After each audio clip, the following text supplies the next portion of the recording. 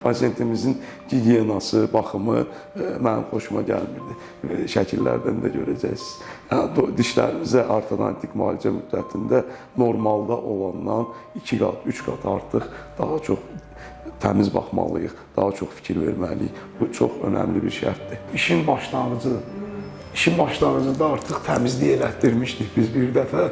Buna düz deyirsən, təmizlikdən sonra.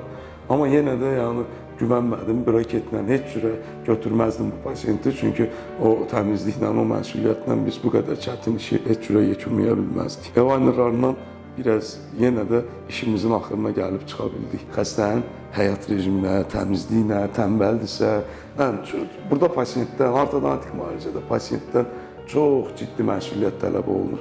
Onun üçün yenə də deyirəm, bizim digər videolarda da danışmışdıq bu mövzu haqqında.